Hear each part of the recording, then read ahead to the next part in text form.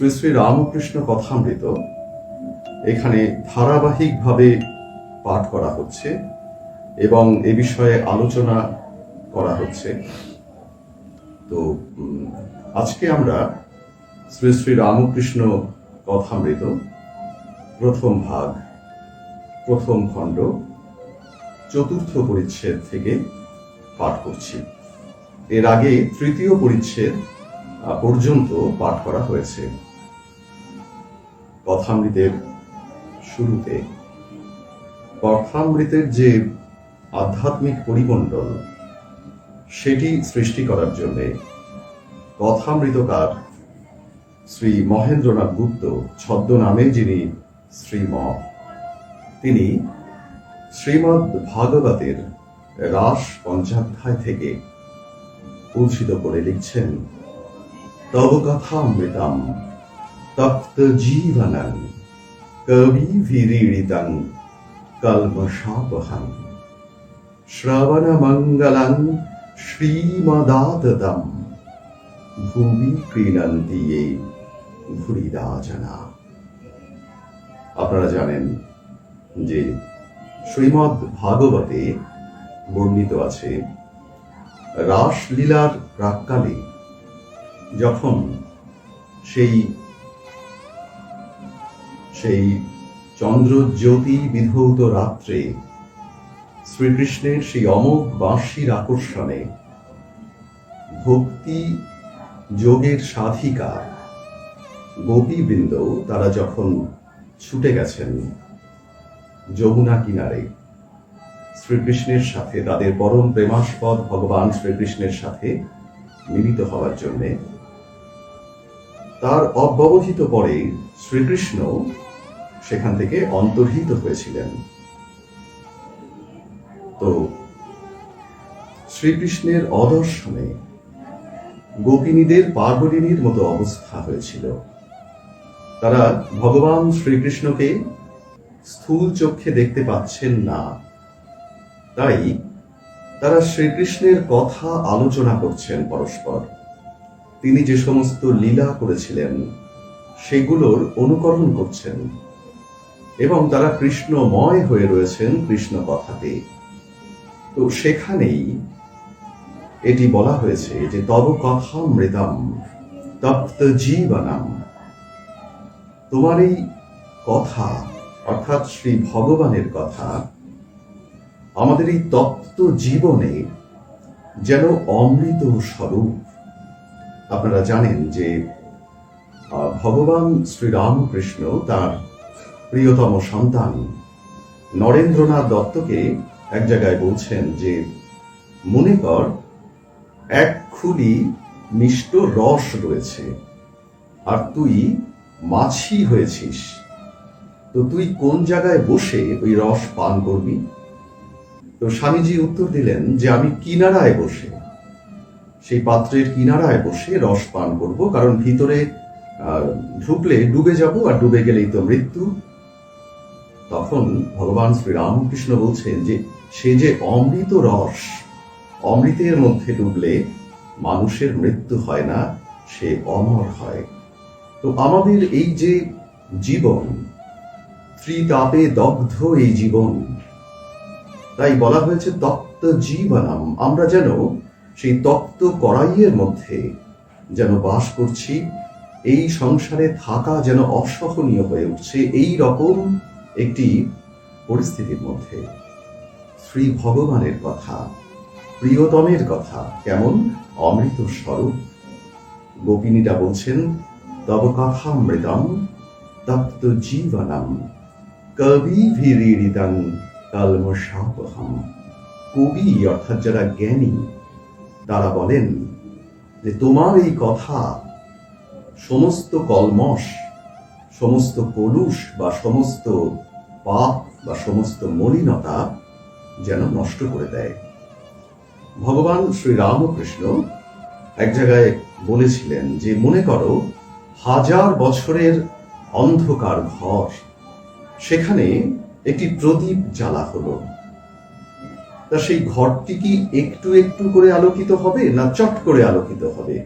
1000 বছর ধরে ঘরটি অন্ধকার, তো 1000 বছর ধরে অন্ধকার রয়েছে বলে আলো জ্বাললে অন্ধকার কি একটু একটু করে যায়?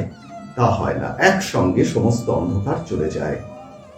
ঠিক সেই রকম ভাবে তাঁর কথা, শ্রী ভগবানের কথা, সেই অমৃত স্বরূপ বাক্য, এটি যেন আমাদের জন্ম জন্মান্তরের সঞ্চিত সমস্ত কলুষ রাশি নিমেষে দগ্ধ করে নষ্ট করে দেয়। কলমশাপহম তব কথামৃতম তপ্ত জীবনং কবিভিরিদং কলমশাপহম শ্রবণমঙ্গলং। এই কথা শ্রবণ আমাদের পক্ষে মঙ্গলময়। আপনারা জানেন যে কিছুদিন আগে ভগবান আচার্য শঙ্করের জন্মতিথি ছিল, শঙ্করাচার্যের। তো তিনি সাধনার যে পথ নির্দেশ করেছিলেন, অদ্বৈত সাধনার, তাকে মূলত আমরা 3টি ভাগে ভাগ করতে পারি। তার প্রথম স্তরটি হলো শ্রবণ, অর্থাৎ ভগবত তত্ত্ব শ্রবণ করতে হবে, শুনতে হবে। শ্রী শ্রী মা যেমন বলছেন যে ভগবত তত্ত্ব আলোচনা করতে করতে হৃদয়ে তত্ত্ব জ্ঞানের উদয় হয়।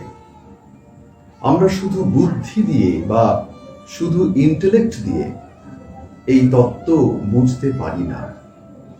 একজন মানুষ হয়তো খুব মেধাবী, তার ব্রেন অত্যন্ত শার্প, তা সত্ত্বেও তিনি হয়তো লৌকিক বিষয়গুলো বুঝতে পারেন, জড়বিজ্ঞান, ইতিহাস, ভূগোল সব বুঝতে পারেন, কিন্তু আধ্যাত্মিক তত্ত্ব বুঝতে গেলে যেটি দরকার সেটি হচ্ছে পবিত্রতা, হৃদয়ের বিশুদ্ধতা। তো এটি তাঁর কৃপাতে হয়, তাঁর কৃপাতে আমরা পবিত্র হই, আর সেই পবিত্র হৃদয়ে ঈশ্বরীয় তত্ত্ব প্রতিবিম্বিত হন। তো তাই এখানে বলা হচ্ছে যে শ্রবণমঙ্গলং, তোমার এই কথা যদি আমরা শ্রবণ করি তাতে আমাদের মঙ্গল হয়। তব কথামৃতম তপ্ত জীবনম কবিভিরিদং কলমশাপহং শ্রবণমঙ্গলং শ্রীমদাততম। তোমার এই কথা শ্রী প্রদান করে। শ্রী অর্থাৎ লক্ষ্মীর ঐশ্বর্য। আমরা কিছুটা অজ্ঞতাবশত দেবী লক্ষ্মীকে শুধুমাত্র ধনের অধিষ্ঠাত্রী দেবী বলে মনে করি। লক্ষ্মী, তিনি আমাদেরকে ধন সম্পদ, পার্থিব ধন সম্পদ প্রদান করেন, কিন্তু প্রকৃতপক্ষে দেবী লক্ষ্মীর যে ঐশ্বর্য তার নাম শ্রী। তিনি আমাদের জীবনে শ্রী আনয়ন করেন। তো তাঁর কথা, ঈশ্বরের কথা শ্রীমদাততম, আমাদেরকে শ্রী প্রদান করে। দেবী লক্ষ্মীর আরেকটি নাম হচ্ছে শ্রী বা শ্রীলক্ষ্মী। তব কথামৃতম তপ্ত জীবনম কবিভিরিদং কলমশাপহং শ্রবণমঙ্গলং শ্রীমদাততম ভুবি গৃণন্তি য়ে হৃদা জনা। যারা দানী, যারা দান করেন জগতে, সেই দানের মধ্যে সর্বশ্রেষ্ঠ দান হচ্ছে তোমার এই অমৃত স্বরূপ কথা। এটি মাস্টার মহাশয় উদ্ধৃত করলেন কথামৃতের শুরুতে, এবং তার মধ্যে দিয়ে তিনি কথামৃতের একটি পরিমণ্ডল রচনা করলেন। সেই পরিমণ্ডলের মধ্যে দিয়ে আমরা কথামৃতে প্রবেশ করছি, এবং আজকে যেটি আমরা আলোচনা করছি, এর আগে যে আলোচনাগুলো করা হয়েছে তার সাথেই কন্টিনিউয়েশন রয়েছে। আমরা দেখেছি যে কেশব সেনের আমন্ত্রণে ভগবান শ্রীরামকৃষ্ণ জাহাজে চড়ে ভক্ত সঙ্গে গঙ্গাবক্ষে ভ্রমণ করছেন। এর আগে অনেক কথাবার্তা হয়েছে, সেই বিষয়ে আমরা এর আগের পর্বগুলোতে আলোচনা করেছি। তো মাস্টার মহাশয় 4th পরিচ্ছেদের শুরুতে মহানির্বাণতন্ত্র থেকে উদ্ধৃত করে এখানে লিখছেন, ত্বমেব সূক্ষ্মা ত্বং স্থূলা বক্তা বক্ত স্বরূপিণী নিরাকারাপি সাকারা তস্ত্বাং বেদিতুমর্হতি। আমাদের শাস্ত্র, আমাদের সনাতন ধর্ম ঈশ্বরকে সর্বস্বরূপ বলেছেন। তিনি সূক্ষ্ম, আবার তিনি স্থূল। যা কিছু ব্যক্ত, যা কিছু প্রকাশিত এবং যা কিছু অব্যক্ত, প্রকাশিত হয়নি, তার সকলেরই স্বরূপ তিনি। নিরাকারাপি সাকারা, তিনি নিরাকার, আবার তিনি সাকার, যেটি কথামৃতের একদম শুরুর দিকে ভগবান শ্রীরামকৃষ্ণ মাস্টার মশাইকে শেখাচ্ছেন যে তিনি সাকার, আবার তিনি নিরাকার, আবার তিনি সাকার নিরাকারের পারে। বিভিন্ন ধর্মমত, সেখানে হয়তো কেউ বলছেন ঈশ্বর সাকার, তিনি নিরাকার নন, আবার কেউ বলছেন ঈশ্বর নিরাকার, তিনি সাকার নন। যেমন ব্রাহ্মরা, যেমন আর্য সমাজের মতে বলা হয় ঈশ্বর নিরাকার, তিনি কখনো সাকার হতে পারেন না। কিন্তু সনাতন ধর্মে, আমাদের সনাতন ধর্মে এই সমস্ত মতবাদেরই সমন্বয় রয়েছে। সমস্ত মতবাদগুলো রয়েছে তা নয়, সমন্বিতভাবে রয়েছে।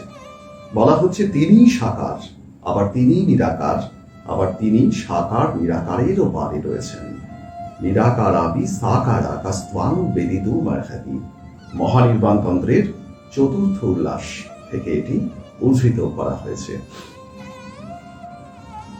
মাস্টার মশাই বলছেন, এদিকে আগ্নেয় পথ কলিকাতার অভিমুখে চলিতেছে। ঘরের মধ্যে শ্রীরামকৃষ্ণকে যাহারা দর্শন ও তাহার অমৃতময়ী কথা শ্রবণ করিতেছেন, তাহারা জাহাজ চলিতেছে কিনা এ কথা জানিতেও পারিলেন না। ভ্রমর পুষ্পে বসিলে আর কি ভন ভন করে। মাস্টার মশাই বলছেন যে আগ্নেয় পথ অর্থাৎ জাহাজ চলছে, আর সেই জাহাজের মধ্যে ভগবান শ্রীরামকৃষ্ণকে ঘিরে তার ভক্তবৃন্দ বসে রয়েছেন। এই ভক্তেরা জাহাজ চলছে কিনা তা বুঝতেও পারছেন না।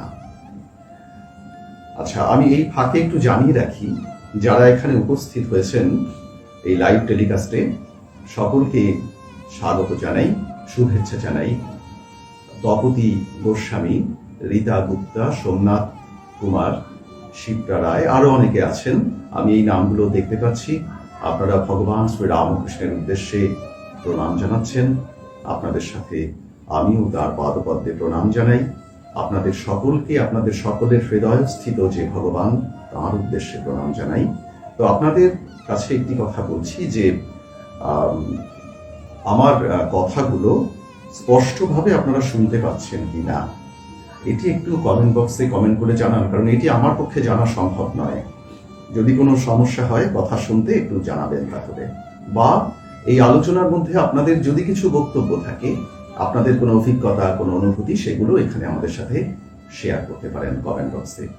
তো মাস্টার মশাই বলছেন যে আগ্নেয় পথ চলছে, কিন্তু ভক্তেরা শ্রীরামকৃষ্ণে এমন ভাবে মশগুল হয়ে রয়েছেন, শ্রীরামকৃষ্ণময় হয়ে রয়েছেন, যে তারা আগ্নেয় পথ চলছে কিনা এই কথা জানতেও পারলেন না।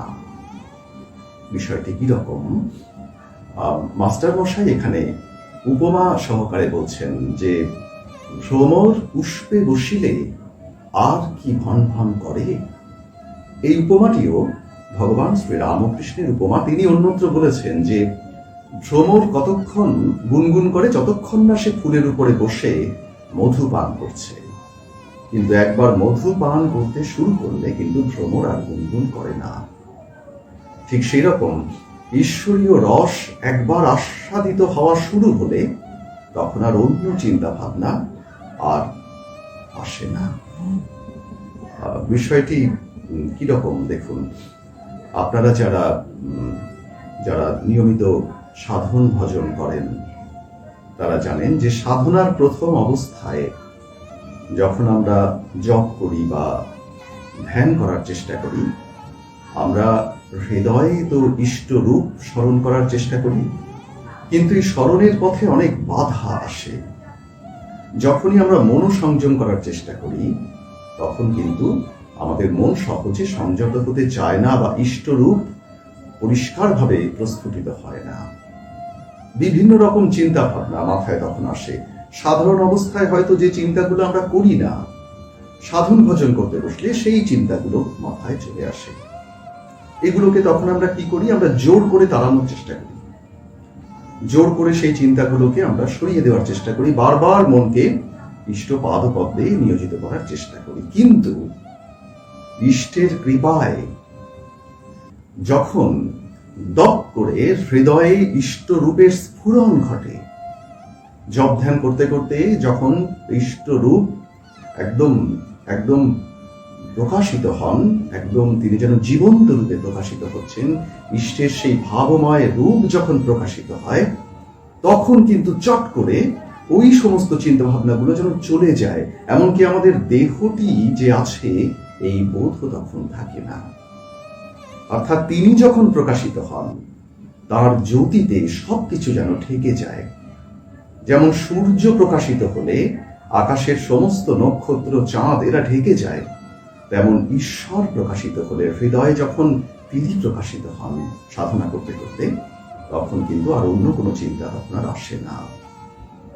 সাধারণ সাধকদের ক্ষেত্রে এই অবস্থাটি মুহূর্তকাল স্থায়ী হয়, আবার সেই চিন্তা ভাবনাগুলো চলে আসে। কিন্তু এই স্ট্রাগল করে যাওয়া, এই স্ট্রাগল করাই সাধনা। আপনারা জানেন আমার থেকেও ভালো যারা সাধনা করেন। তো ঠিক এই অবস্থা, স্বয়ং ভগবান ভক্তদের মধ্যে বসে আধ্যাত্মিক কথা বলছেন। আর ভগবান শ্রীরামকৃষ্ণের এই কথাগুলো কেমন ছিল আপনারা জানেন, এগুলো আলোচনার জন্যই বলা। আমরা যেমন কথাবার্তা বলি, তিনি কিন্তু সেরকম ভাবে বলতেন না।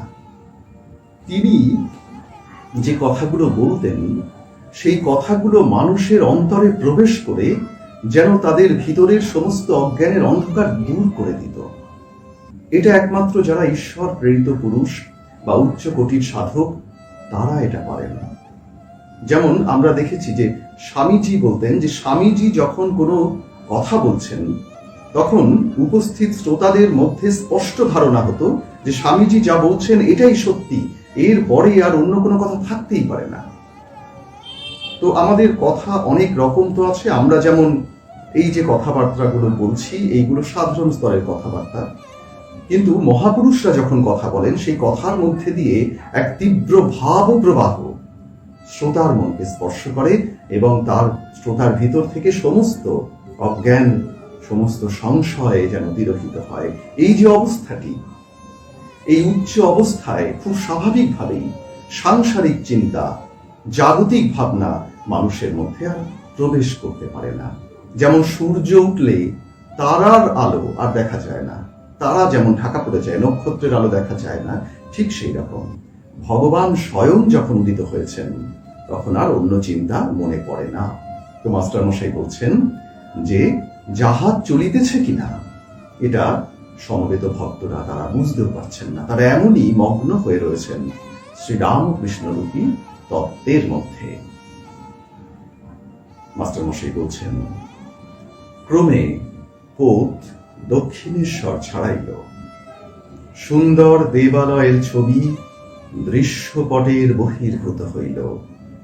পোত চক্র বিক্ষুব্ধ, নীলাভ গঙ্গাবাড়ি তরঙ্গায়িত ফেরিল, কল্লোল পূর্ণ হইতে লাগিল। ভক্তদের কর্ণে সে কল্লোল আর পৌঁছিল না। তাহারা মুগ্ধ হইয়া দেখিতেছেন সহাস্য বদন, আনন্দময় প্রেমানুরঞ্জিত নয়ন, প্রিয় দর্শন অদ্ভুত এক যোগী। তাহারা মুগ্ধ হইয়া দেখিতেছেন সর্বত্যাগী একজন প্রেমিক বৈরাগী, ঈশ্বর বই আর কিছু জানেন না। এদিকে ঠাকুরের কথা চলিতেছে। কি অপূর্ব বর্ণনা মাস্টার মহাশয়ের। মাস্টার মহাশয় যা বললেন, আমরা আরেকবার এটাকে মানুষ নেত্রে একটু দেখার চেষ্টা করি। তিনি বলছেন যে জাহাজ ক্রমশ দক্ষিণেশ্বর ছাড়িয়ে গেল, দেবালয়ের ছবি দৃশ্যপটের বাইরে বেরিয়ে গেল, পৌতচক্র বিক্ষুব্ধ নীলাভ গঙ্গাবাড়ি, জাহাজের যে চাকা ঘুরছে তার জন্য যে গঙ্গার জলে যে আলোড়ন হচ্ছে, সেই আলোড়ন, সেই তরঙ্গায়িত ফেনিল জলরাশির যে ধ্বনি, সেই কল্লোল সৃষ্টি হচ্ছে, কিন্তু ভক্তদের কর্ণে সেই কল্লোল আর পৌঁছিল না। অর্থাৎ জাগতিক অনুভব সমস্ত কিছু যেন ক্রমশ স্তিমিত হয়ে যাচ্ছে, ঠিক যেমন সাধনার কালে হয়। সাধনা করতে করতে, জপ ধ্যান করতে করতে যখন সাধক অনেক গভীরে প্রবেশ করেন, তখন বাইরের অনুভূতিগুলো ক্রমশ লোপ পেতে থাকে। বাইরের শব্দ, বাইরের স্পর্শ, বাইরের ঘ্রাণ, এগুলো লোপ পেতে থাকে।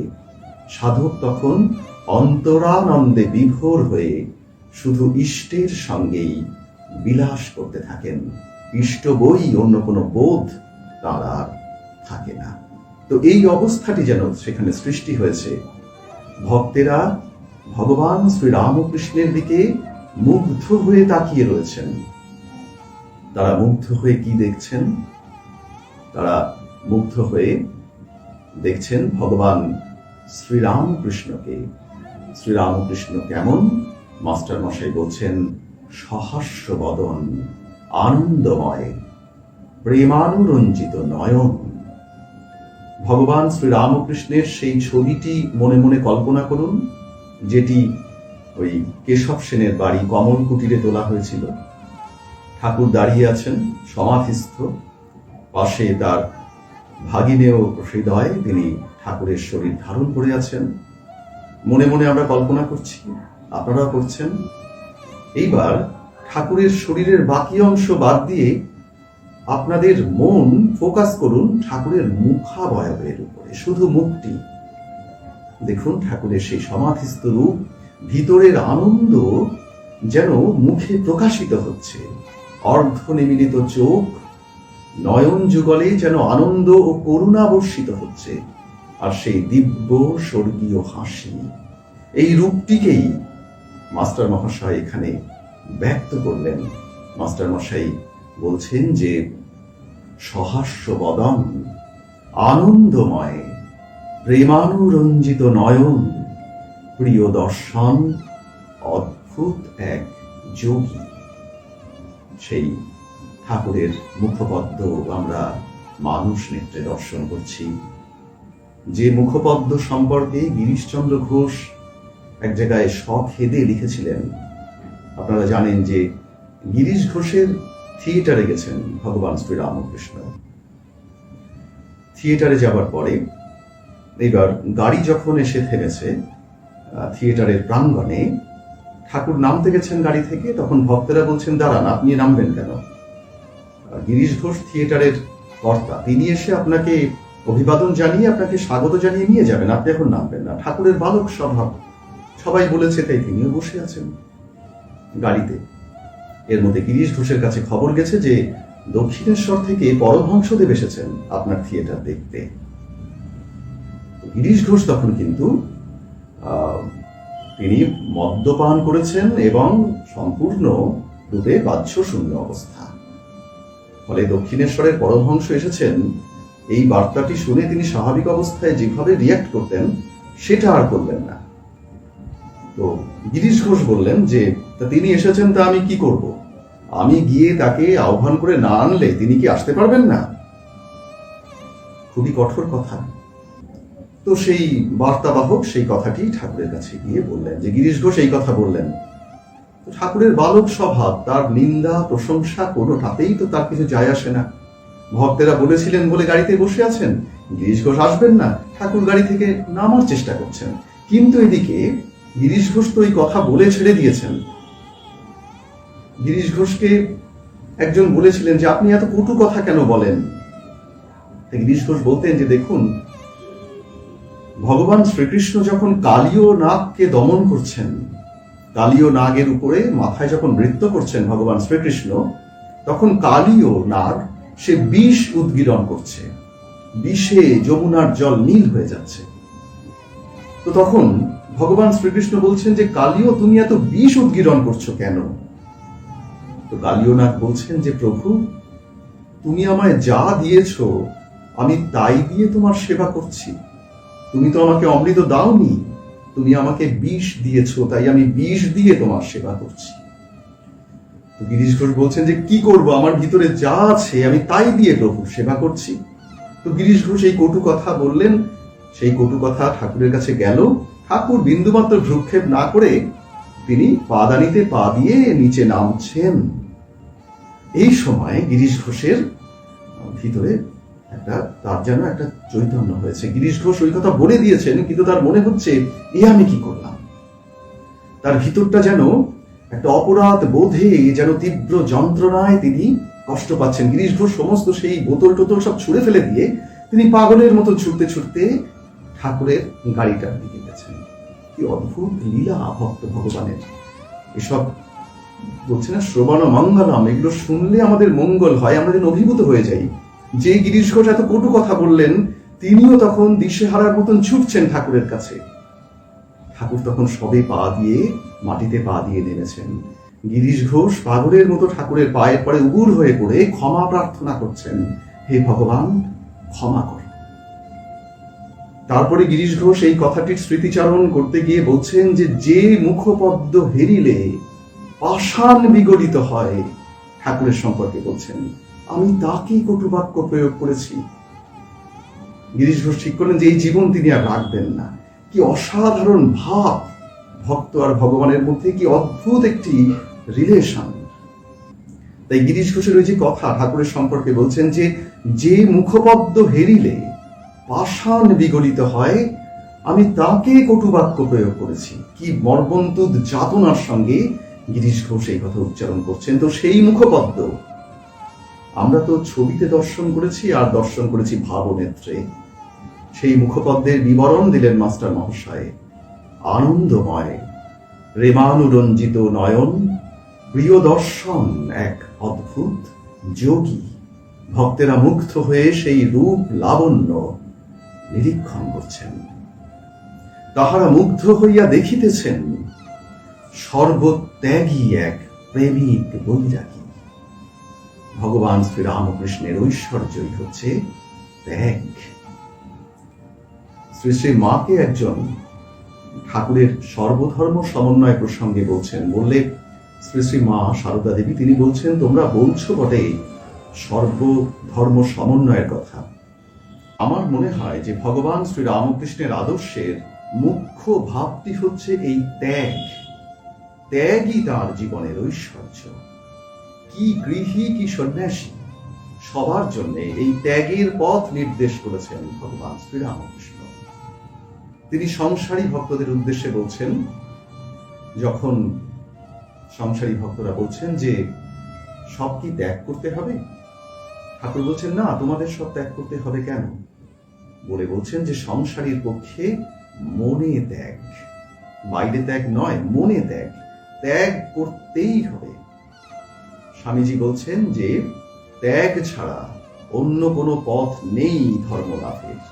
স্বামীজি বলছেন, यदि ব্রহ্মা স্বয়ং বদেত, বেদকর্তা ব্রহ্মা স্বয়ং বললেও হবে না, ত্যাগ ছাড়া অন্য কোনো পন্থা নেই। তো এই ত্যাগ কি সংসারী কি সন্ন্যাসী, সবারই এই ত্যাগ অবলম্বন করতেই হবে। যারা সন্ন্যাসী তারা বাহ্য অবলম্বন, বাহ্য ত্যাগের যে চিহ্ন, সেই চিহ্ন অবলম্বন করেছেন। কিন্তু ভগবান শ্রীরামকৃষ্ণের মধ্যে কিন্তু এই বাহ্য চিহ্ন আমরা দেখি না, না একটি গেরুয়া, না কোনো রুদ্রাক্ষ, না কিছু, তার কোনো বাহ্য চিহ্ন নেই, অন্তরে ত্যাগ। তো ঠাকুর সেই আদর্শ নির্দেশ করছেন সংসারী ভক্তদের জন্য, যে তোমাদের মনে ত্যাগ। তো ত্যাগই ঠাকুরের ঐশ্বর্য। তো মাস্টার মশাই বলছেন যে তাহারা মুগ্ধ হইয়া দেখিতেছেন সহাস্য বদন, আনন্দময় প্রেমানুরঞ্জিত নয়ন, প্রিয় দর্শন অদ্ভুত এক যোগী। তাহারা মুগ্ধ হইয়া দেখিতেছেন সর্বত্যাগী একজন প্রেমিক বৈরাগী, ঈশ্বর বই আর কিছু জানেন না। এদিকে ঠাকুরের কথা চলিতেছে। ভগবান শ্রীরামকৃষ্ণ এবার বলছেন, এতক্ষণ মাস্টার মহাশয় পরিমণ্ডলটি, পরিবেশটি বর্ণনা করলেন। এবার ঠাকুরের কথা মাস্টার মহাশয় লিখছেন, ঠাকুর যা বললেন। ঠাকুর বললেন, বেদান্তবাদী ব্রহ্মজ্ঞানীরা বলে সৃষ্টি স্থিতি প্রলয় জীব জগৎ এসব শক্তির খেলা।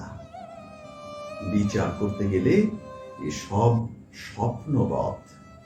ব্রহ্মই বস্তু আর সব অবস্তু, শক্তিও স্বপ্নবৎ, অবস্তু।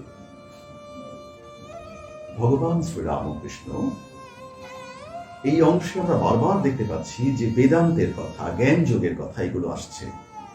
এর আগের পর্বেও এই বিষয়গুলো আলোচনা হয়েছে। তো ভগবান শ্রীরামকৃষ্ণ বলছেন যে বেদান্তবাদী ব্রহ্মজ্ঞানী তারা বলেন এই যে সৃষ্টি, স্থিতি, প্রলয়, জীব জগৎ এসব শক্তির খেলা। শক্তি, শক্তি অর্থাৎ ব্রহ্মের ক্রিয়াত্মিকা রূপ। ব্রহ্ম যখন নিষ্ক্রিয়, ঠাকুর বলছেন ব্রহ্ম যখন নিষ্ক্রিয়, সৃষ্টি, স্থিতি, প্রলয় কিছুই করেন না, তখন তাকে আমরা ব্রহ্ম বলি। আর সেই ব্রহ্ম যখন সক্রিয়, সগুণ, যখন তিনি এই জগৎ প্রপঞ্চ রচনা করছেন, সৃষ্টি, স্থিতি, প্রলয় এইসব করছেন, তখন তাকেই আমরা শক্তি বলি। যেমন আপনারা জানেন মা কালীর যে রূপ কল্পিত হয়েছে, সেখানে আমরা দেখতে পাই যে মায়ের পদতলে শিব পড়ে আছেন, আর শিবের বুকের উপরে নৃত্যরতা মহাকালী। তো শিব আর কালী এরা কিন্তু আলাদা নন, এরা অভিন্ন সত্তা। শিব যেন শায়িত রয়েছেন, তিনি নিষ্ক্রিয় ব্রহ্মের স্বরূপ, তিনি নিষ্ক্রিয়, সৃষ্টি, স্থিতি, প্রলয় কিছুই করছেন না, নিষ্ক্রিয় পরব্রহ্ম। তার বুকের উপরে উত্থিত হয়েছেন মহাকালী, তিনি নৃত্যরতা, নৃত্য করছেন, অর্থাৎ তিনি যেন ক্রিয়াত্মিকা শক্তি, ক্রিয়াশীল হয়েছেন, ব্রহ্ম ক্রিয়াশীল হয়েছেন। ব্রহ্মের যে নিষ্ক্রিয় রূপ এটি শিবের মধ্যে দিয়ে প্রকাশিত হচ্ছে, আর ব্রহ্মের যে সক্রিয় রূপ এটি মা কালী। তো এই হচ্ছেন ব্রহ্ম এবং তার ক্রিয়াত্মিকা শক্তি বা কালী। তো শক্তি বলতে আমরা এখানে ব্রহ্মের সগুণ রূপ এটিকে বুঝব। তো ঠাকুর বলছেন যে বেদান্তবাদী ব্রহ্মজ্ঞানীরা বলে সৃষ্টি, স্থিতি, প্রলয়, জীব জগৎ এসব শক্তির খেলা, অর্থাৎ ব্রহ্মের যে ক্রিয়াত্মিকা রূপ, সেই রূপেই আমরা এই সৃষ্টি, স্থিতি, প্রলয় এগুলো দেখছি। বিচার করতে গেলে এসব স্বপ্নবৎ। বিষয়টি কি রকম? ঠাকুর এক জায়গায় বলছেন যে একজন ঘুমিয়ে ঘুমিয়ে স্বপ্ন দেখছে যে তাকে বাঘ তাড়া করেছে। এবার স্বপ্নের মধ্যে সে প্রাণপণ দৌড়াচ্ছে, দৌড়াতে দৌড়াতে সে ঘেমে গেছে, এর মধ্যে ঘুমটা ভেঙে গেছে। ঘুম ভেঙে প্রথমেই কিন্তু সে বুঝতে পারছে না কোথায় আছে, তখনও তার ভিতরে সেই ব্যাঘ্র ভীতি রয়েছে, তার শ্বাস প্রশ্বাস দ্রুত প্রবাহিত হচ্ছে, হৃৎপিণ্ডের স্পন্দন অত্যন্ত দ্রুত হচ্ছে, তখনও তার মধ্যে সেই ব্যাঘ্র ভীতি কাজ করছে। কিন্তু একটু পরে সে বুঝতে পারে যে এই বাঘ, ব্যাঘ্র ভীতিতে দৌড়ানো এ সবই মিথ্যা ছিল, সবই স্বপ্ন ছিল, এসব কিছুই নেই, একমাত্র তিনিই আছেন, বা যিনি স্বপ্ন দেখছেন তিনিই একমাত্র সত্যি, স্বপ্নটি মিথ্যা। ঠিক সেই রকম ব্রহ্মজ্ঞানীরা বলেন যে ব্রহ্মের যে সক্রিয় রূপ বা শক্তি, তার মায়ার প্রভাবে আমরা যেন এইভাবে এই জগৎ রূপ স্বপ্ন দেখছি। এই স্বপ্ন যখন ভেঙে যাবে তখন আমরা অনুভব করব যে এই জগৎ কোনো কালেই ছিল না, যিনি ছিলেন তিনিই আছেন, সেই এক ব্রহ্ম ছিলেন, তিনিই আছেন, একাংসাৎ, সেই একই সত্য বস্তু, সেই তিনিই আছেন, বাকি সব অসত্য, স্বপ্নবৎ। এটি ব্রহ্মজ্ঞানী যারা বেদান্তবাদী তারা বলেন। এভাবে ভগবান শ্রীরামকৃষ্ণ এখানে বললেন। তারপরে বলছেন, কিন্তু হাজার বিচার করো, সমাধিস্থ না হলে শক্তির এলাকা ছাড়িয়ে যাবার জো নাই। আমি ধ্যান করছি, আমি চিন্তা করছি, এসব শক্তির এলাকার মধ্যে, শক্তির ঐশ্বর্যের মধ্যে। আপনারা জানেন যে কিছুদিন আগেই ভগবান শঙ্করাচার্যের তো জন্মতিথি ছিল, আমরা বিভিন্নভাবে দিনটিকে উদযাপন করেছি, তাকে স্মরণ করেছি। তো শঙ্কর ছিলেন অদ্বৈতবাদী, নির্গুণ নিরাকার ব্রহ্মের উপাসক। তিনি প্রথম দিকে শক্তি বা ব্রহ্মের এই সগুণ ভাব, এই ব্যক্ত ভাব, এটিকে তিনি ততটা মানতেন না। সমাধির মধ্যে দিয়ে সেই স্বরূপ সোহান ব্রহ্ম, এই রূপে অধিষ্ঠিত হওয়াই একমাত্র লক্ষ্য, এটাই তিনি বলতেন। তো তার জীবনে অনেক অলৌকিক ঘটনা ঘটেছে ভগবান শঙ্করাচার্যের জীবনে। তার মধ্যে একটি হচ্ছে যে একটি ঘটনার মধ্যে দিয়ে তিনি প্রথম শক্তির প্রয়োজনীয়তা, ব্রহ্মের যে সগুণ রূপ তার উপাসনার প্রয়োজনীয়তা, শক্তি পূজার প্রয়োজনীয়তা তিনি মর্মে মর্মে উপলব্ধি করেছিলেন। এই উপলব্ধির পরেই ভগবান শঙ্করাচার্য, অত বড় একজন অদ্বৈতবাদী, অদ্বৈতবাদের প্রায় বলা যায় তিনি প্রবর্তক, তিনিও মায়ের উপাসনা করেছেন, মাতৃকা শক্তির উপাসনা করেছেন। আপনারা জানেন তার অনেক মাতৃ স্তোত্র আছে, তিনি মহামায়ার উপাসনা করেছেন। এমনকি পুরীতে যেখানে গোবর্ধন মঠ আছে শঙ্করাচার্য প্রবর্তিত, সেখানেও তিনি শক্তি রূপিণী দেবী বিমলার উপাসনা করতেন তন্ত্রোক্ত পদ্ধতিতে। তো ঠাকুর এখানে বলছেন যে হাজার বিচার করো, অর্থাৎ যতই বেদান্ত বিচার করো না কেন, সমাধিস্থ না হলে এই শক্তির এলাকা ছাড়িয়ে যাবার জো নাই। শক্তির এলাকা মানে এই যে বহুত্বপূর্ণ জগৎ, যেখানে আমরা জীব জগৎ এই প্রপঞ্চ দেখছি, অনুভব করছি, বেদান্ত জ্ঞানীরা বলছেন সব স্বপ্নবৎ, কিন্তু মুখে বলছেন এটি অনুভব তখনই সম্ভব যখন জীব সমাধিস্থ হয়, অর্থাৎ যখন মনের লয় হয়। সমাধিস্থ মানে মনের নাশ। যে মনের সাহায্যে আমরা চিন্তা করছি, যে মনের সাহায্যে এই জগৎ প্রপঞ্চ অনুভব করছি, সেই মন যখন নাশ প্রাপ্ত হয়, তখনই একমাত্র আমাদের যিনি স্বরূপ সেই আত্মা প্রকাশিত হন। এই হলো সমাধি অবস্থা। স্বামীজি বলছেন তার একটি কবিতায়, প্রলয় বা সমাধি, সেই কবিতায় যে সে ধারাও বদ্ধ হলো, শূন্যে শূন্য মিলাইল, অবাং মানস গোচরম, বোঝে প্রাণ বোঝে যার। স্বামীজি সমাধির বর্ণনা দিচ্ছেন কিভাবে অস্ফুট মনো আকাশে জগত সংসার ভাসে, ওঠে ভাসে ডুবে পুনো অহং স্রোতে নিরন্তর। সাধক সমাধির দিকে এগিয়ে যাচ্ছেন, ধ্যান গাঢ় হতে হতে সমাধি হয়। তো ধ্যানের মধ্যে দিয়ে সাধক সমাধির লক্ষ্যে এগোচ্ছেন।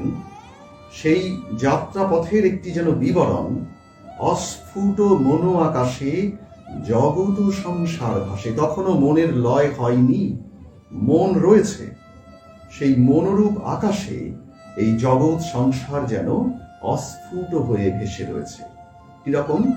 যেমন শীতকালে কুয়াশা পড়ে, চারিদিকে কুয়াশা সৃষ্টি হয়, সেই কুয়াশার মধ্যে দিয়ে যেমন চারিদিকের দৃশ্য অস্ফুটভাবে দেখা যায়, পরিষ্কার নয় কিন্তু অস্ফুট। তো সাধক ধ্যানের মধ্যে দিয়ে সমাধির লক্ষ্যে এগিয়ে যাচ্ছেন। সাধারণ মানুষের মতো তিনি জগৎ সংসার স্পষ্টভাবে প্রত্যক্ষ করছেন না, কিন্তু যেহেতু মনের লয় তখনো হয়নি, মন যেহেতু সক্রিয় আছে, সেই মনের মধ্যে তিনি অস্ফুটভাবে এই জগৎ সংসার প্রত্যক্ষ করছেন। অস্ফুট মনো আকাশে জগৎ সংসার ভাসে। কিভাবে? ওঠে ভাসে ডুবে পুনো অহং স্রোতে নিরন্তর। সেই জগৎ সংসারের এই অনুভূতি যেন সৃষ্টি হচ্ছে, মানে অনুভব হচ্ছে, আবার যেন লয় পেয়ে যাচ্ছে। ওঠে ভাসে ডুবে পুনো অহং স্রোতে নিরন্তর। এই অহং বলতে আমিত্ব, আমাদের যে ক্ষুদ্র আমিত্ব।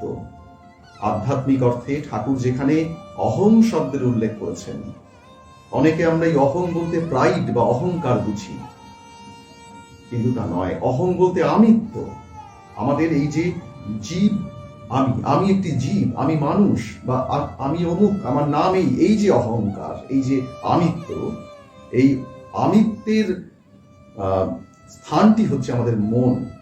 মনের মধ্যেই এই আমিত্ব বিরাজ করে। তো মনটি তখনও লয় হয়নি, সেই অহং স্রোতে, সেই আমিত্ব রূপ স্রোতে তখনও এই জগৎ সংসার যেন অস্ফুট হয়ে ভাসছে। তাই স্বামীজি বলছেন যে অস্ফুট মনো আকাশে জগত সংসার ভাসে, ওঠে ভাসে ডুবে পুনঃ অহং স্রোতে নিরন্তর। তারপরে সাধক আরো গভীরে ডুবে গেলেন, সমাধির আরো কাছে। তখন কি অনুভব? স্বামীজি বলছেন সে ধারাও রুদ্ধ হলো। এই অস্ফুট যে জগতের প্রতিবিম্ব দেখছেন, এই ধারাটিও যেন লোপ পেয়ে গেল। সে ধারাও রুদ্ধ হলো, শূন্যে শূন্য মিলাইল। তখন কেমন অনুভব? অবাং মানস গোচরাম, বাক্য মনের অতীত। সেই অনুভব ভাষা দিয়ে প্রকাশ করা যায় না, এবং এই মন দিয়ে তা ধরাও যায় না। তাই বাক্য মনের অতীত। তাই স্বামীজি বলছেন বোঝে প্রাণ বোঝে যার। অর্থাৎ তখন সেই সমাধির অবস্থা, তখন সাধক আর কিছু, তার কোনো বাহ্য অনুভব আর নেই, এই জগৎ বোধ আর নেই। তখন কি অবস্থা? তিনি তার স্বরূপে লীন হয়ে গেছেন। তখন কি অবস্থা হয়? স্বামীজি বলছেন ওটা বলা যায় না। বোঝে প্রাণ বোঝে যার, যে বোঝে সেই বোঝে। কিছুতেই ওটা ভাষায় বলে ব্যাখ্যা করা যায় না। তাই আমাদের শাস্ত্র বলছেন যে বেদ পাঠ দ্বারা, শাস্ত্রগ্রন্থ পাঠ দ্বারা সেই ব্রহ্মকে লাভ করা যায় না। কোন প্রবচন দ্বারা, কোন শাস্ত্র দ্বারা সেই ব্রহ্মকে লাভ করা যায় না। আমাদের শাস্ত্র বলছেন, স্বামীজি এক জায়গায় বলছেন যে জগতের বিভিন্ন ধর্মগুলির মধ্যে একমাত্র আমাদের শাস্ত্র, আমাদের বেদ বলছে যে বেদ পাঠ দ্বারাও তাকে লাভ করা যায় না। কিছুদিন আগে আমাকে মেসেঞ্জারে, ফেসবুকের মেসেঞ্জারে আমার পরিচিত একটি ছেলে, আমার থেকে অনেক ছোট ছেলেটি, আমাদের এখানে শ্রী রামকৃষ্ণ আশ্রমে ছেলেটি থাকতো। ওখানকার যে হোস্টেল, ছাত্রাবাস, সেখানে থাকতো, থেকে স্থানীয় কলেজে পড়াশোনা করতো। তো জন্মান্তরের স্বীকৃতি বশত সেই ছেলেটি এখন বেলুড় মঠে জয়েন করেছে। এখনো ব্রহ্মচর্য হয়নি, এখন ওখানেও শিক্ষা গ্রহণ করছে। ওখানে ওর ব্রহ্মচর্য হবে, ও সন্ন্যাসের লক্ষ্যে এগিয়ে গেছে। কিন্তু আমার সাথে তার পরিচয়টা রয়েছে এবং আমার থেকে অনেকটাই সে জুনিয়র, আমাকে দাদা বলে ডাকে। এবার ওদের বেলুড় মঠে সম্ভবত এই সমস্ত যারা নতুন যোগ দেয় তাদেরকে শাস্ত্র পড়তে হয়। তো আমাকে এই কথাটাই ও বলছিল যে স্বামীজি বলছেন শাস্ত্র পাঠ করতে, শাস্ত্র পড়ার কথা স্বামীজি বলছেন, ধর্মগ্রন্থ পাঠের কথা বলছেন। স্বামী শিষ্য সংবাদে আমরা দেখতে পাই শিষ্যের সঙ্গে স্বামীজির শাস্ত্র আলোচনা হচ্ছে। কিন্তু আবার এই যে বেদে বলছে যে তাকে বেদ পাঠ দ্বারা পাওয়া যায় না, তাকে কোন রকম প্রবচন দ্বারা তাকে পাওয়া যায় না, ন বহুনা শ্রুতেই না, কোন রকম কথা দ্বারা, কোন রকম পাঠ দ্বারা বা শাস্ত্র চর্চা দ্বারা তাকে লাভ করা যায় না। তাহলে কেন আমরা শাস্ত্র পাঠ করব? কিছুদিন আগে আমাকে ও বলেছিল। তো আমার তখন এটাই মনে হলো, এই কথাটি, যে বিষয়টি হচ্ছে ব্রহ্ম অবাং মানস গোচরম। এই কথাটির উত্তর দিচ্ছেন ঠাকুর এখানে, যে হাজার বিচার করো, সমাধিস্থ না হলে শক্তির এলাকা ছাড়িয়ে যাবার জো নাই। স্বামীজি যে বর্ণনা দিলেন সমাধির, এই সমাধি অবস্থাতেই একমাত্র সোহাং ব্রহ্ম, আমি সেই ব্রহ্ম, এই অনুভব হয়। তার আগে সমাধি না হলে আমরা এই বহু রূপাত্মক জগৎ, এটিকেই সত্য বলে মনে করি। বিষয়টি কেমন? যেমন ওই যে স্বপ্নে বাঘ দেখার কথা এখানে বলা হলো, তো আমরা যতক্ষণ স্বপ্ন দেখছি ততক্ষণ কিন্তু ওই স্বপ্নটি আমাদের কাছে বাস্তব। আমাদের অনেকের এরকম অভিজ্ঞতা হয়, অন্তত আমার অনেকবার এরকম অভিজ্ঞতা হয়েছে, আপনাদেরও হয়তো হয়েছে, যে একটি স্বপ্ন দেখছি। আমি প্রায়ই এই স্বপ্নটা দেখতাম। আমরা এখানে আলোচনার জন্যই বলছি কথাগুলো, শেয়ার করলে ভালো লাগবে। আপনারাও আপনাদের অভিজ্ঞতার কথা এখানে বলবেন যারা এখানে আছেন।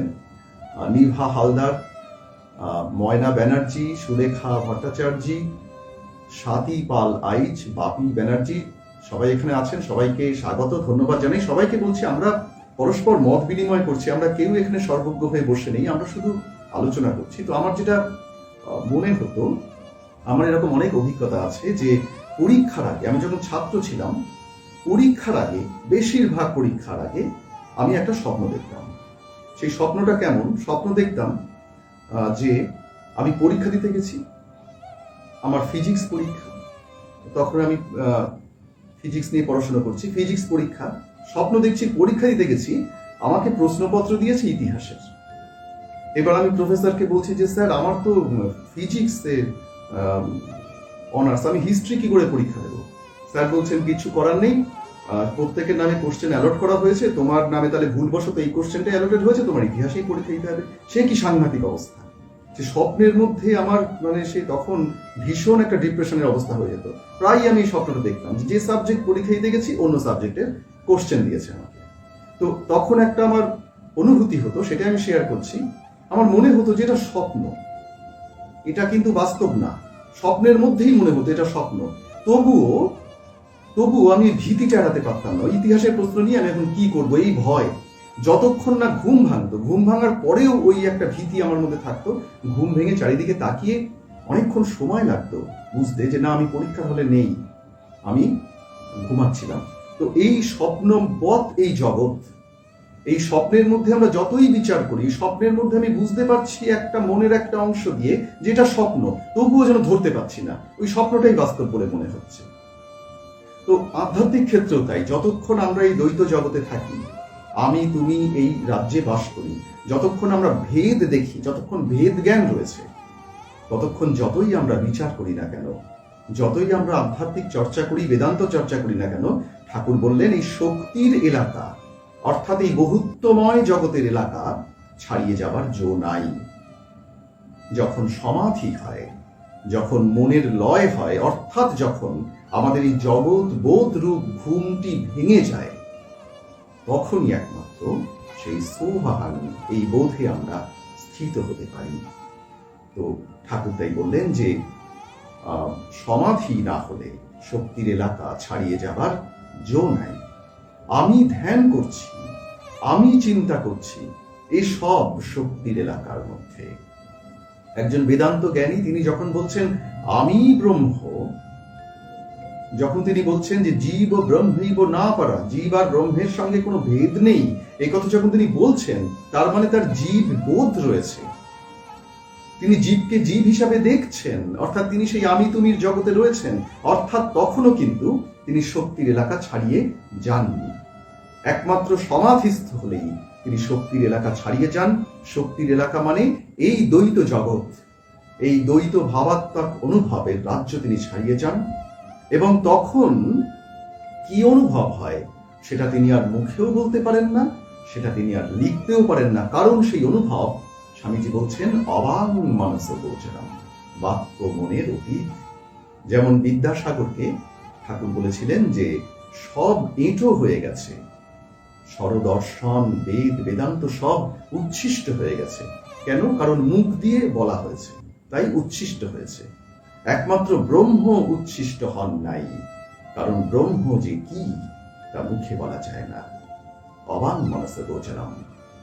তাই স্বামীজি বললেন যে অবাং মানস গোচরম, বোঝে প্রাণ বোঝে যার, এই হচ্ছে সমাধির অবস্থা। এই সমাধিস্থ না হলে ঠাকুর বলছেন হাজার বিচার করো, হাজার বেদান্ত করো, কিছুতেই শক্তির এলাকা ছাড়িয়ে যেতে পারবে না। তাই অদ্বৈত ব্রহ্মজ্ঞানী শ্রীমৎ শঙ্করাচার্য পরবর্তীকালে তিনি শক্তি মেনেছিলেন, তিনি আত্মা শক্তি মেনেছিলেন এবং তার উপাসনা করতেন। ঠাকুর বললেন তাই ব্রহ্ম আর শক্তি অভেদ, এককে মানলে আরেকটিকে মানতে হয়। যেমন অগ্নি আর তার দাহিকা শক্তি, অগ্নি মানলেই দাহিকা শক্তিকে ভাবা যায় না। ভগবান শ্রীরামকৃষ্ণ বলছেন যে এই যে আমরা এতক্ষণ আলোচনা করলাম যে ব্রহ্ম এবং শক্তি, ব্রহ্মের প্রতীকটি কি? যেন শিব, যিনি সব হয়ে পড়ে আছেন। প্রকৃতপক্ষে মহাকালীর মন্ত্রে তাকে বলা হয়েছে সবারূঢ়া, সবের প্রতি, সবের উপরে তিনি যেন আরূঢ় হয়েছেন। শিব এখানে সব, সব হয়েছেন। সব মানে তালবস্য ব, সব মানে ডেড বডি। শিব এখানে যেন সব, অর্থাৎ তিনি নিষ্ক্রিয়। সব যেমন কোনো কাজ করে না, নিষ্ক্রিয়, শিব নিষ্ক্রিয়। এই শিব হচ্ছেন নির্গুণ ব্রহ্মের প্রতীক। আর তার বুকের উপরে নৃত্যরতা কালী, তিনি সক্রিয়, অর্থাৎ তিনি সগুণ, তিনি হলেন শক্তি। তো এই শিব আর শক্তি এরা পরস্পর অভিন্ন। ঠাকুর এক জায়গায় বলছেন কিরকম জানো, যেমন সাপ আর সাপের তির্যক গতি। সাপকে মনে করলেই সাপের তির্যক গতিকে ভাব দেখায়। তির্যক গতি আর সাপ এরা যেন একে অপরের সঙ্গে ওতপ্রোত হয়ে রয়েছে। যেমন মণি আর মণির জ্যোতি, জ্যোতি আর মণি যেন একে অপরের সাথে ওতপ্রোত হয়ে রয়েছে। আবার এখানে ঠাকুর বলছেন যে ব্রহ্ম আর শক্তি অভেদ। কেমন? যেমন অগ্নি আর তার দাহিকা শক্তি। অগ্নি দাহিকা শক্তি থেকে পৃথক নয়। অগ্নি আর তার দাহিকা শক্তি যেমন যেমন ঠাকুর বলছেন সূর্য এবং তার রশ্মি যেমন অভেদ, তেমন ব্রহ্ম, নির্গুণ ব্রহ্ম অর্থাৎ শিব, এবং সগুণ ব্রহ্ম অর্থাৎ শক্তি বা কালী, এরা অভেদ। একটিকে ছেড়ে আরেকটিকে ভাবা যায় না। দুধ কেমন না ধোবো ধোবো, ধোবো মানে ধবল, দুধ আর দুধের ধবলত্ব, ধবলত্ব বাদ দিয়ে আমরা দুধকে চিন্তাই করতে পারি না। ঠাকুর বলছেন দুধকে ছেড়ে দুধের ধবলত্ব ভাবা যায় না, আবার দুধের ধবলত্ব ছেড়ে দুধকে ভাবা যায় না। তাই ব্রহ্মকে ছেড়ে শক্তিকে, শক্তিকে ছেড়ে ব্রহ্মকে ভাবা যায় না। নিত্যকে ছেড়ে লীলা, লীলাকে ছেড়ে নিত্যকে ভাবা যায় না। নিত্য মানে দ্য অ্যাবসলিউট অর্থাৎ পরম, অর্থাৎ ব্রহ্ম, যার কোনো চেঞ্জ নেই, যা অক্ষয় অব্যয় শাশ্বত, সেই নির্গুণ ব্রহ্ম, তাকেই বলা হয় নিত্য। আর লীলা, লীলা মানে সেই ব্রহ্ম যখন ক্রিয়াময় হয়ে, যখন তিনি ক্রিয়াত্মিকা শক্তি হয়ে এই জগতে সৃষ্টি স্থিতি প্রলয় করছেন, অর্থাৎ জগতে চেঞ্জ হচ্ছে, বিভিন্ন পরিবর্তন সূচিত হচ্ছে, সেটিকে বলা হয়েছে লীলা। তো ব্রহ্মের এই লীলাময় রূপ, এটিকে বলা হয় শক্তি বা কালী। আর ব্রহ্মের এই অ্যাবসলিউট রূপ, এই যে পরম সত্তা, নির্গুণ নিরাকার অব্যয়, এই যে সত্তা, এটিকে বলা হয়েছে নির্গুণ পরব্রহ্ম বা শিব। তাই ঠাকুর বলছেন ব্রহ্মকে ছেড়ে শক্তিকে, শক্তিকে ছেড়ে ব্রহ্মকে ভাবা যায় না। যেমন মণি এবং তার যে গুণ, তার যে অ্যাট্রিবিউটস, সেটা হচ্ছে তার ঔজ্জ্বল্য।